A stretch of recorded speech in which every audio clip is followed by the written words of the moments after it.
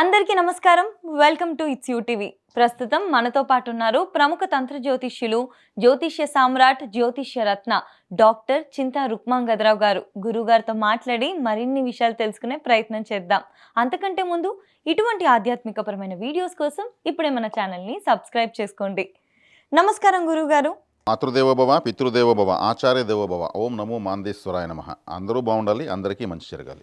గురుగారు, మనం బయట చూసుకుంటే రకరకాల దీపాలు అని చెప్పేసి ఉంటాయి కదా. ఒక్కొక్క ప్రత్యేక రోజు ఈ దీపాలు వెలిగించండి, ఈ నూనెతోని వెలిగించండి, ఈ వత్తులతో వెలిగించండి అని చెప్పేసి ఎన్నో దీపాల గురించి చెప్తా ఉంటారు. కానీ రాసుల పరంగా, నక్షత్రాల పరంగా చూసుకుంటే అసలు ద్వాదశ రాశుల పరంగా కూడా వివరంగా తెలుసుకునే ప్రయత్నం చేద్దామా గురుగారు? గురుగారు, ఇప్పుడు కుంభరాశి గురించి మాట్లాడుకుంటే, కుంభరాశిలో ఏ నక్షత్రం వాళ్ళకి అనుకూలత ఉంది, ఏ నక్షత్రం వాళ్ళకి ప్రతికూలత ఉంది దీపారాధన విషయంలో? కుంభరాశి అనేది ధనిష్ట నక్షత్రంతో ప్రారంభమవుతుంది. శనేశ్వరుడు నక్షత్రము. ఈ రాశి వాళ్ళు నల్లని ఒత్తులతో పెట్టచ్చు. మట్టి ప్రమిదలే వాడాలి, వీళ్ళు మెటల్ వాడకూడదు. మిగిలిన మనము అందరికీ ఏదైనా దీపాలు ఉంటే చెప్పుకుంటూ వచ్చాం. అవునవును. కుంభం అంటే కుండ మట్టితోనే చేస్తారు. కాబట్టి మట్టి ప్రమిదలు వీళ్ళు వాడడం శ్రేష్టం. అదేవిధంగా నువ్వుల నూనెతో పెట్టచ్చు. శని అధిపతి కాబట్టి, శనేశ్వరుడు సంబంధించిన ఆయిల్ నువ్వుల నూనె కాబట్టి. అదేవిధంగా నెయ్యి వాడచ్చు. ఇక్కడ ధనిష్ట నక్షత్రముతో ప్రారంభమవుతుంది కాబట్టి ఎరుపు రంగు వత్తులు ధనిష్ట నక్షత్రంలో ప్రత్యేకంగా వాడచ్చు, మంచిది. సుబ్రహ్మణ్య స్వామి ఆలయంలోను, కాలభైరవ ఆలయంలోను, శివాలయంలోను శనివారం రోజు ముఖ్యంగా పెట్టుకోవచ్చు వీళ్ళు. శనేశ్వరుడికి అది గురువు కాలభైరుడు కాబట్టి, శనేశ్వరుడు ఈశ్వరత్వం ఉంది కాబట్టి శివాలయంలో పెట్టుకోవచ్చు. ఈ ధనిష్ట నక్షత్రానికి కుజుడు అధిపతి, కుజుడికి అధిష్టాన దేవత సుబ్రహ్మణ్య స్వామి కాబట్టి అక్కడ పెట్టుకోవచ్చు. తర్వాత నెక్స్ట్ నక్షత్రం శతభిషం. శతభిష నక్షత్రము వాళ్ళు దీపాలు పెట్టే పర్మిషన్ లేదు. వీళ్ళకు నక్షత్రము వ్యతిరేకంగా వస్తుంది, కృత్తిక నక్షత్రం. మరి శతభిష అంటే ఏమి? శత అంటే 100, శతభిష నక్షత్రం అంటే 100 నక్షత్రాల సమూహం అని అర్థం. గెలాక్సీ, ఆకాశం నక్షత్రాలు చూసి వీళ్ళు కర్పూర హారతి తెచ్చుకోవచ్చు. నక్షత్రాలు ఎక్కువ చూస్తా కూర్చోవచ్చు. ఇలా నక్షత్రం యాక్టివేట్ అవుతుంది. అవి కూడా జ్యోతులే, అది చూడొచ్చు, ఆరాధన చేసుకోవచ్చు, దీప సేవ చేసుకోవచ్చు. ఆలయాలకు ప్రమిదలు డొనేట్ చేయడము, ఆడ ప్రమిదలు తుడిచేసి రావడము, లేదా ప్రమిదలనే ఇవ్వడం, దీప స్తంభాలు డొనేట్ చేయడము, ఆయిల్ డొనేట్ చేయడము. పర్వదినాల్లో ఎక్కువగా దీపారాధనలకు ఎక్కువగా ఆయిల్ డొనేట్ చేయొచ్చు. శరన్నవరాత్రులప్పుడు అమ్మవారి హోమాలకు నెయ్యి కొని ఇవ్వడము, నూనె డొనేట్ చేయడము, హోమ ద్రవ్యాలు ఇవ్వడము, అక్కడ మండుతుంది కాబట్టి ఇవన్నీ డొనేట్ చేయొచ్చు, మంచిది.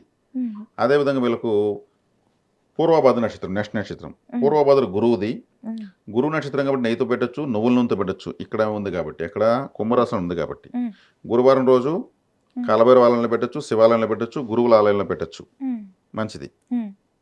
ఆశ్రమాల్లో, పీఠాల్లో కూడా పెట్టచ్చు. అదేవిధంగా వీళ్ళు ఈ కుంభరాశిలో పుట్టిన వాళ్ళు పెద్ద పెద్ద మట్టి ప్రమిదలు ఉంటాయి కదా, మట్టితో చేస్తారు, కుంభం కదా, కాబట్టి కాస్త అటువంటి ప్రమిదలు ఎక్కువగా పెట్టడం మంచిది. అదే శతభిష నక్షత్రం వాళ్ళు, శతభిష అంటే 100 నక్షత్రాల సమూహం కాబట్టి వీళ్ళు ఎక్కువగా నూనె దానం చేయడం మంచిది. ఆలయంలో ఎక్కువ ప్రమిదలు ఇచ్చారనుకోండి, ఆకాశ నక్షత్రాలాగా వెళుతాయి కదా, ఎక్కువ దీపాలు ఇచ్చేయాలి, ఆలయాలకు డొనేట్ చేసేయాలి. భక్తులు వచ్చిన భక్తులు ప్రమిదలు ఇస్తున్నారు, స్వీకరించవచ్చు అన్నాడు మైక్లో అనౌన్స్ చేసి మరి ఇవ్వచ్చు. గెలాక్సీ ఎలా ఉంటుందో అలా మార్చాలి ఆలయాన్ని. వీళ్ళు వెలిగించేదానికి పర్మిషన్ లేదు కాబట్టి అలా మార్చేయచ్చు. మనం తెలివిగా లాజిక్గా వెళ్ళిపోతున్నాం పరిహారానికి.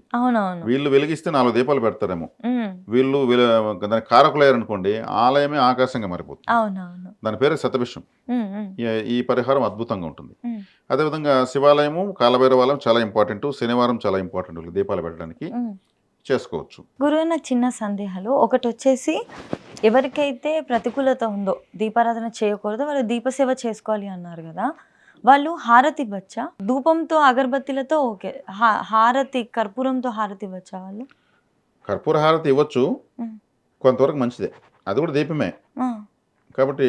హారతి ఇవ్వడం ఎంత వ్యతిరేకత ఉందో 50-50 కర్పూర హారతి కూడా. ఇప్పుడు మా ఇంట్లో నేను నాకే దీపం వ్యతిరేకం కదా, కర్పూర హారతిని మా పిల్లలు వెలిగించేసి వాళ్ళు ఇచ్చేయమంట. ఫస్ట్ హారతి వాళ్ళు వెలిగిస్తారు, వాళ్ళు హారతి ఇచ్చేస్తారు, మళ్ళీ నేను తీసుకుని నేను హారతి ఇస్తాను. నేను వెలిగించలే కదా, వెలిగించకుండా వేరే వాళ్ళు వెలిగిస్తే దాంతో నాకు ఇంత పర్టికులర్ తెలుసు కాబట్టి నేను దాన్ని అట్టే అమలు చేసుకుంటున్నా. మరి దీపాలు పెట్టడం అనేది నాకు రైట్స్ లేవు కదా, నక్షత్ర విజ్ఞానం ప్రకారం చెప్తున్నాను అంతే. గురుగారు, ఇంకొకటి, ఎవరికైతే పెట్టకూడదు అని ఉందో, ప్రతికూలత ఉందో, అయినప్పటికీ కొంతమంది తెలియక ఇన్ని రోజులు పెట్టడము, లేదా మాకు అలవాటైంది మేము అలాగే పెట్టాలనుకుంటున్నాము అని అనుకున్నారే అనుకోండి, వాళ్ళకి రిజల్ట్ ఒకటే కనిపియదా? లేదా నెగెటివ్ కూడా వాళ్ళకి తగులుతుందా? నెగెటివ్ కూడా అవుతుందా? దీపాలు అనేవి చాలా పవిత్రమైనవి అని చెప్పాను. ఉమ్, ఎట్ట పెడితే అట్ట పెడితే ఫలితం వ్యతిరేకంగానే వస్తుంది. ఓకే. క్రమశిక్షణ లేకుండా పెడితేనే వస్తుంది. ఉమ్, ఉమ్. మరి ఇంకొకరు చెడు కోరి దీపాలు పెట్టినా చెడే అవును. వస్తుంది. ఆ, ఆ. గొప్పలకు పోయి దీపాలు పెట్టినా చెడు ఫలితమే వస్తుంది. అంటే చెడు ఫలితం అసలు ఫలితం రాదు. Okay, okay. అది పరబ్రహ్మ స్వరూపం కాబట్టి ఎంతో నియమనిష్టలతో పెట్టాలి. అవునవును. ఆ సైకాలజీ చాలా ఇంపార్టెంట్. ఉమ్, ఉమ్, ఉమ్. అదేవిధంగా వేరే వాళ్ళ దీపాలు వెలిగించుకోవడం, ఈ జాగ్రత్తలు చెప్పించాం కదా, ఈ జాగ్రత్త ఖచ్చితంగా తీసుకోవాలి. ఓకే. మనం ఇప్పుడు ఒక దీపాలు పెట్టుంటారు, ప్లేస్ కనిపించదు, ఎవరో పెట్టి దీపాలు తట్టేస్తాము, ఆడ పెడతాము, అక్కడ అవునవును. కూడా పెద్దగా ఫలితం రాదు. ఓకే. ఆడ వెలిగి కింద కర్రగట్టు ఉంటుంది, వాళ్ళ దీపం యొక్క కార్బన్ కింద ఉంటుంది, ఆయిల్ కూడా అవును. చుట్టూ కారు ఉంటుంది, అవును. అక్కడే పెట్టి వెలిగిస్తున్నాం మనం. ఓకే. అప్పుడు ఏం చేయాలి, కొద్దిగా శుద్ధ జలం తీసుకెళ్ళి ఊరికట్టు చల్లేసి ఒక తులసి పత్రంతో, ఆ, ఆ. లేదు ఒక క్లాత్, అందుకనే కాటన్ క్లాత్ తీసుకెళ్ళి నీట్గా తుడిచేసి పెట్టడం మంచిది. ఉమ్, ఎందుకంటే మనలాగా వాళ్ళు పెట్టుకున్నారు, ఉమ్. అది వేడెక్కి వేడెక్కి ఇదంతా కింద ఉంటుంది. ఓకే. ఈ ఎనర్జీస్ కంపల్సరీ గుడి మొత్తం ఉంటాయి. ఉమ్, ఉమ్. మనకు అనువుగా దాన్ని పెట్టుకోవడం మంచిది. ఖచ్చితంగా ఫలితం రావాలి కదా విన్న వాళ్ళకు, అవునవును. చేసుకున్న వాళ్ళకు. ఉమ్, ఉమ్. కాబట్టి కార్తీక మాసంలో మరి దీపాలు తాకడి మరీ ఎక్కువగా ఉంటుంది. అవునవును. ఇంకొకరు వెలిగించి ఆరిపోయిన దీపాన్ని జరిపేసి పెట్టచ్చు, ఆడ కొంచెం అవునవును. శుభ్రత అవసరం. అలా చేసుకుంటే మంచిది. సో గురుగారు, ఆ, ఎవరికైతే ప్రతికూలత ఉందో వాళ్ళు వెలిగించడం వల్ల ఫలితం ఉండదు, అంతే. దానివల్ల వాళ్ళకి నెగిటివ్గా అవుతుంది అనేది ఉండదు. అంటే ఆ విధానాలు పాటించకపోవడం వల్ల అదైతే negativity కూడా ఖచ్చితంగా అది ప్రతికూలత ఉన్న అనుకూలత ఉన్న నియమనిష్టలు లేదు అని అంటే మాత్రం అనుకూలత ఉన్నప్పటికీ కూడా ఫలితం అయితే ఉండదు, ఇంకా దుష్ఫలితాలు కూడా ఆలయానికి కలుగుతాయి. వెళ్ళేటప్పుడు తలస్నానం చేసే వెళ్ళాలి. మ్మ్. ఓకే. సహస్రారం శుద్ధి కావాలి, మ్మ్. కపాలము శుద్ధి కావాలి, తలస్నానం చేసే వెళ్ళాలి. ఓకే. మనం ఇలా నమస్కరించినప్పుడు మన సహస్రారం పైన దైవ దృష్టి పడుతుంది. మ్మ్. ఇక్కడ మురికిగా ఉండడము, అశుద్ధంగా ఉండడము, స్మెల్ రావడము, మ్మ్. డాండ్రఫ్ ఉండడము, ఇంకేదో గాయాలు ఉండడం ఉంటే ఎలా ఉంటుంది? వినడానికి ఎంత అవునవును. ఇబ్బందిగా ఉంది. గురుగారు, ఇంకొకటి, ఆడవాళ్ళు రెగ్యులర్గా గుడికి వెళ్ళాలి అనుకున్న వాళ్ళు రోజు చేయాల్సిన అవసరం లేదు కదా గురుగారు? అంటే ప్రాపర్గా నియమ నిష్టలు పాటిస్తూ చక్కగా ఉన్నప్పుడు మాత్రమే. చేయొచ్చు, రెగ్యులర్గా చేసుకోవచ్చు, మ్మ్. నష్టమేం లేదు, ఓకే. మంచిదే కదా. దీప సేవ లైఫ్ టైం చేసుకోవచ్చు. మనం పలానా రోజే పెట్టాలని అంటే కొన్ని పర్టికులర్గా రాసులు బట్టి చెప్పాము, కానీ నిత్య దీపారాధన అనేది ప్రాచీన కాలం నుంచి ఆచరణలో ఉంది కదా, ఓకే. చేసుకోవచ్చు. నేను తలస్నానం గురించి అంటున్నా. ఎవ్రీడే అంటే ఆడవాళ్ళు తలస్నానం చేయలేరు కాబట్టి వాళ్ళు నియమనిష్టలతో ఉన్నారు, నియమాలన్నీ పాటించే ఉన్నారు అంటే చేయాల్సిన అవసరం ఉండదు కదా. తలస్నానం చేయకపోయినా ఒక విధానం ఉంది. మ్మ్. కొద్దిగా నీళ్లు ఈ 3 వేలతో మ్మ్. కొద్దిగా నీళ్లు తడుపుకొని ఇలా తడిపేస్తే ఓకే. స్నానం చేసిన ఫలితం వస్తుంది. ఓకే. ఈ 3 ఫింగర్స్. ఈ 3 ఫింగర్స్ ఓకే. బ్రహ్మ విష్ణు మహేశ్వరులు అంటారు వీటిని. వీటిని వాటర్తో ట్యాప్ కొద్దిగా నీళ్ళు చేసి. తడిపి ఉచ్చి మీద ఇలా రుద్దుకుంటే, ఆ, అందుకే నీళ్లు బ్రహ్మ ఎన్నో చల్లుకుంటారు, ఇది అవునవును. శుభ్రం కావాలని. ఓకే. ఓకే. గుడికి దాని వెళ్ళినప్పుడు. స్నానం చేసిన ఫలితం అనమాట. పవిత్ర జలాలు ఇక్కడ చల్లుకుంటారు. ఓకే. అదేవిధంగా కొద్దిగా శుద్ధ జలము తీసి లేదా ఒక తులసి పత్రంతో కూడా తుడుచుకోవచ్చు, ఇక్కడ మ్మ్. చేసుకోవచ్చు. ఓకే గురుగారు. మరి పీఠాధిపతులంతా కూడా ఎక్కడ బయట వచ్చినప్పుడు కమాండ్లో వాళ్ళు వాటర్ తెచ్చుకుంటారు. మ్మ్. వాళ్ళు 3 పూటలు స్నానం చేయాలి, మ్మ్. కానీ బయట స్నానం చేయలేరు. మ్మ్. ఆ నీళ్ళు తీసి వాళ్ళు శుద్ధి చేసుకుంటారు, కపాలను శుద్ధి చేసుకుంటారు, పోతా ఉంటారు. పీఠాలు ఉన్నప్పుడు స్నానాలు చేస్తారు, ఓకే. దాంతో సరిపోతుంది. మ్మ్. ఇలా చేసుకోవచ్చు. ఓకే గురుగారు. దీపం జ్యోతి పరబ్రహ్మం అన్నారు. అంటే పరబ్రహ్మము అంటే ఏమంటే ఈ సృష్టికి మూలము, ఈ సృష్టికి కారణము అనేటువంటి శక్తి అని అర్థం. దేవతలు జ్యోతి స్వరూపులు. అదేవిధంగా దీపము అనేది పలు రకాలుగా పెడతారు, ఎన్నో ఉన్నాయి. ఒక మనిషి చనిపోతే కూడా వెంటనే తలకాడ దీపం పెడతారు. దానికి అంటే ఇతను జ్యోతి రూపంలో మారిపోయాడని అర్థం. దీపం రూపంలో ఇతను ఆత్మ ఉందని, శారీరకంగా ఇతను ఇప్పుడు లేడు, జ్యోతి రూపంలో ఉన్నాడని దీపం పెడతారు. అందుకే తలకాడ దీపం పెట్టడం అంటే వాళ్ళు పరమపదించారని అర్థం. శరీరాన్ని విడిచి ఆత్మరూపము జ్యోతి రూపంలోకి వచ్చారని అర్థం. అదేవిధంగా ఈ దీపము ఏ ఇంట వెలగదో ఆ ఇంట్లోకి అసుర శక్తి ప్రవేశిస్తుంది. అందుకే తెల్లవారుతో సాయంత్రం దీపాలు పెడతారు. అసుర శక్తి అంటే సాయంత్రం అసుర సంధ్య వేళ అంటారు. అసురులు అంటే రాక్షసులు. రాక్షసులు అంటే అంటే వ్యతిరేక శక్తి ఇంట్లోకి వస్తున్న అర్థం. ఏ ఇంటి దీపం వెలకపోతే ఆ ఇంట్లో మనం వెళ్ళిపోదామని రాక్షసులు డిసైడ్ అయ్యి ఇల్లు వెతుకుతారండి ప్రతిరోజు. ఎక్కడ దీపం వెళ్తే ఆ ఇంట్లోకి వెళ్తారని. అప్పుడు లక్ష్మీదేవి లేదని అర్థం. అక్కడ దీపం పెడితే దైవశక్తి ఉందని అర్థం. అంటే ఏదైనా ఒక సినిమా ప్రారంభోత్సవమైనా లేదు ఇంకేదైనా పెద్ద మీటింగ్ అయినా జ్యోతి ప్రజ్వలన కార్యక్రమం ప్రత్యేకంగా చేస్తారు. పెద్దవాళ్ళని తలా ఒక క్యాండిల్ ఎత్తి వెలిగిస్తారు. జ్యోతి ప్రజ్వలన కార్యక్రమం తర్వాతనే అన్నీ ప్రారంభమవుతాయి. అంటే అంత ప్రాధాన్యత మన హైందవ భారతదేశంలో దీపానికి అంత ప్రాధాన్యత ఉంది, అంత మహత్యం కూడా ఉంది. ఇక్కడ మనకు అన్య మతస్థులు కూడా దీపాలు పెడతారు. క్రిస్టియన్స్ క్యాండిల్స్ వెలిగిస్తారు, జ్యోతులే. అదేవిధంగా దీపం నిశ్చలంగా వెలగాలి. ఎక్కువగా ఏ ఇంటి దీపం కదులుతూ ఉంటుందో అక్కడ వాళ్ళకి కష్టాలని అని అర్థం. దీపం నిశ్చలంగా ఇలా వెలగాలి. దీపము ఎరుపుగా, పసుపుగా, బ్లూ కలరు, 3 రంగులు కలిసి ఉండడము, రకరకాల వర్ణాలు కనిపిస్తాయి. దాని చివరిలో చూస్తే నీలవర్ణంతో ఒక ఆరా ఉంటుంది. అదే దీపము చురుచుర మండుతూ ఉంటే కూడా ఆ ఇంట్లో సమస్యలు ఉన్నట్లు లెక్క. పట్ట ఉంటాని మన క్రాకర్స్ లాగా సౌండ్ వస్తుంది కొన్ని ఇళ్ళలో. అది ఆయిల్ ప్యూర్ది లేకపోతే అట్లా అవుతుంది అన్నట్టు కాకుండా ఇంట్లో సమస్యలకి సంకేతంగా కూడా భావించవచ్చు. ఆ ఇంట్లో సమస్యలు ఉన్నప్పుడే అటువంటి ఆయిల్ వాళ్ళకి దొరుకుతుంది. దొరకడమే అందుకు దొరుకుతుంది. అలా ఇటువంటివి ఎన్నో శకునాలు ఉన్నాయి. దీపాలు మధ్యలో ఆరిపోవడము, ఆయిల్ ఉన్నా కానీ మధ్యలో ఆరిపోయింటాయి, ఆడుతూ ఉంటాయి, శబ్దం చేస్తుంటాయి, బుర్రను కూడా సౌండ్ చేస్తుంటాయి. అంటే అక్కడ ఆ శబ్దం చేయడానికి ఇతరత్ర ఏదో వ్యతిరేక శక్తి అక్కడ డిస్టర్బ్ చేస్తామని అర్థం. ఇవన్నీ శకునాలు. అదేవిధంగా దీపాలను పలు రకాల నూనెలతో పెడతారు. కొబ్బరి నూనె, నువ్వుల నూనె, నెయ్యి, అష్టమూలిక తైలము, ఇంకా ఎత్తుకుంటే ఆముదము, ఎన్నో రకాల నూనెలతో పెడతా ఉంటారు. ఈ ఎవరు దేంతో పెట్టాలంటే నేతితో పెట్టిన దీపము అందరూ శ్రేష్టంగా పెట్టుకోవచ్చు. నువ్వుల నూనెతో పెడితే మంచిదే, అది శ్రేయస్సుకు సంబంధించింది. ఆముదము తీసుకుంటే ఇప్పుడు ఆముదము గింజలు ఉంటాయి కదా, ఆ గింజలు మొదట్లో ఎలా ఉంటుంది, ఆంజనేయ స్వామి ఫేస్ ఎలా ఉంటుంది అలా ఉంటుంది. అది దాన్ని అలా భావించి పోతనం కూడా పెడతారు. కొబ్బరి నూనెతో పెడతారు. కొబ్బరి నూనె అంటే అది విఘ్నేశ్వరుడు సంబంధించిందని, ఆ నూనెతో పెడితే విఘ్నాలు తొలతాయని. కానీ ఏదైనా కూడా ఒక పవిత్రమైన శక్తి ఆ దీపం నుంచి ఇల్లంతా ప్రసరిస్తుంది.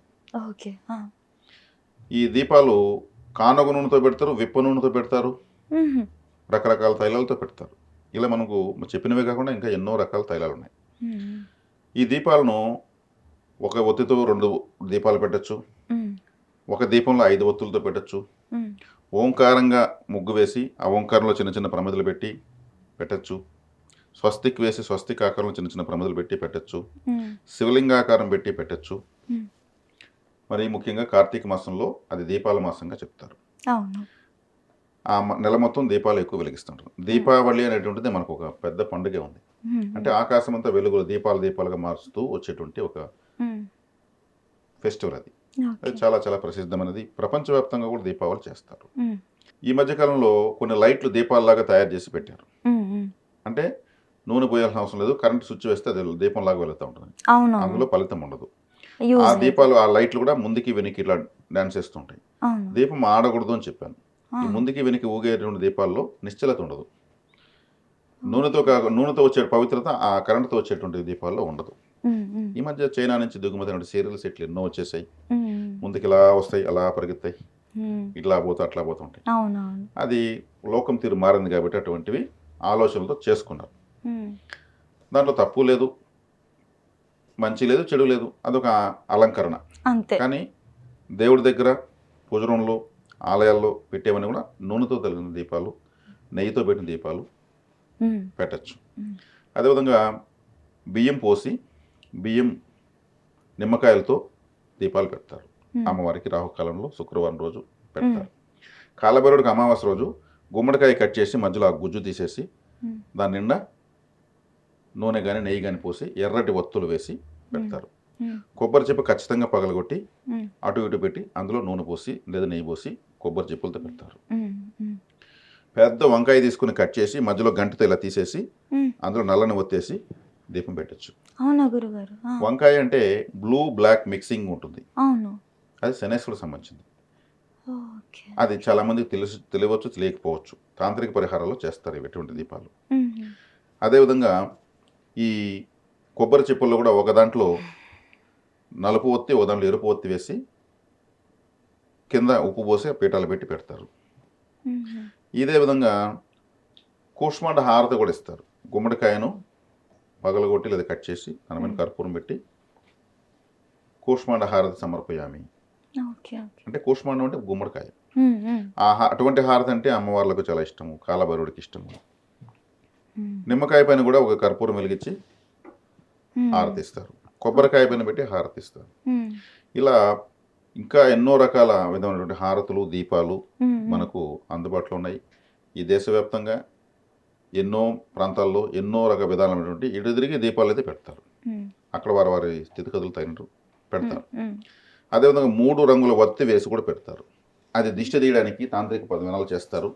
3 దారులు కలిసే చోటు ఒక వ్యక్తిని కూర్చోబెట్టి 3 రంగుల వత్తి వేసి 3 రకాల నూనె వేసి 3 రూపాయి బిళ్ళ ప్రమిదలు అన్ని నూనెలో వేసి అతనికి 3 రకాల వస్త్రాలు జాకెట్ బిట్లు తీసి దిష్టి తీసి 3 దారులు 3 వేసేసి కోడిగుడ్డుకు కాటుకు పెట్టి దాన్ని దిష్టి తీసి 3 కోడిగుడ్లు 3 దారులు పగలగొట్టి ఇది ఒక తాంత్రిక విధానం అన్నమాట.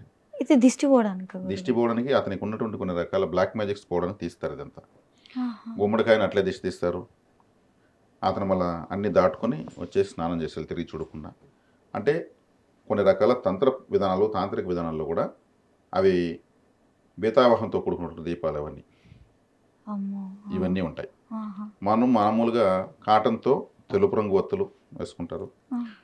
అదేవిధంగా 365 రోజులకి 365 దీపాలు 365 ఒత్తులు లావుగా పేడేసి ఒకేసారి వెలిగించేస్తారు. కార్తీక మాసంలో అనుకుంటా కదా గురుగారు. అటువంటివన్నీ కూడా వెలిగిస్తూ ఉంటారు. ఇలా చెప్పుకుంటూ పోతే దీపాల యొక్క ప్రత్యేకత ఎన్నో రకాలుగా ఉంది. ఇంకొకటి గురుగారు, రంగువత్తులు అన్నారు కదా, రంగువత్తులు అంటే ఏంటి? కలర్ అంటే ఏ గ్రహం బాగాలేదో ఆ గ్రహానికి సంబంధించిన రంగు వస్త్రంతో ఆ గ్రహానికి సంబంధించిన ధాన్యం చిన్న మూట కట్టి దాన్ని కట్టేస్తుంటారు. అవి రెడీమేడ్గా తయారు చేస్తున్నారు ఇప్పుడు. అవునా? గ్రీన్ కలర్ చిన్న మూట ఉంటుంది క్లాత్లో, దాంట్లో దానికి సంబంధించినటువంటి పెసలు ఉంటాయి, ఇంకో దాంట్లో కందులు ఉంటాయి, అవన్నీ వెలిగించేసి చుట్టి పెట్టుంటారు, రెడీమేడ్గా దొరుకుతాయి. అవి వాళ్ళు కుజుడుకి సంబంధించి, శనికి సంబంధించి, శుక్రుడికి సంబంధించి అన్ని రెడీమేడ్గా అమ్ముతున్నారు. అట్లా రకరకాలుగా వచ్చిన కొత్త ఆలోచనతో ఎటు తిరిగి దీపాలు దేవతారాధన చేస్తున్నారు. దాన్ని సంతోషించవచ్చు. ఓకే, అంటే దీపాలు మనం దేవతారాధనకు వాడుతున్నాము, ఇంకా దిష్టి తీసుకోవడానికి పరిహారాలకు వాడుతున్నాము, ఎన్నో ప్రక్రియలకు వాడుతున్నాం. ఓకే ఓకే గురుగారు. కాబట్టి ఇక్కడ దీపము అనేది కృత్తికా నక్షత్రము. కృత్తిక అంటే దీపము అని అర్థం. అందుకే కార్తీక మాసం కృత్తికా నక్షత్రంతో ప్రారంభమవుతుంది కాబట్టి కార్తీక మాసంలో దీపాలు పెడతారు. ఈ కృత్తికా నక్షత్రం ఎవరికి వ్యతిరేకంగా ఉంటుందో వాళ్ళు దీపాలు పెట్టకూడదు. వ్యతిరేకంగా ఉండడం అంటే నైదన తార, ప్రత్యక్ తార, విపత్ తార. అంటే నైదన తార అంటే వేదన కలిగిస్తుంది, ప్రత్యక్ తార అంటే ప్రతికూలత కలిగిస్తుంది, విపత్ తార అంటే విపత్తును కలిగిస్తుంది. ఈ కృత్తికా నక్షత్రం ఎవరికైతే నైదన తారగా, విపత్ తారగా, ప్రత్యక్ తారగా, వైనాశిక నక్షత్రంగా, నిర్జీవ నక్షత్రంగా వచ్చిందంటే వాళ్ళు ఇది ధన నష్టాన్ని కలిగించే నక్షత్రంగా, ఇంకా జాతకంలో ఉన్నాయి జ్యోతిష్యంలో ధన నష్టాన్ని కలిగించే నక్షత్రం కృత్తిక అయితే దీపాలు పెట్టకూడదు, ఇలా ధన నష్టమే కలుగుతుంది.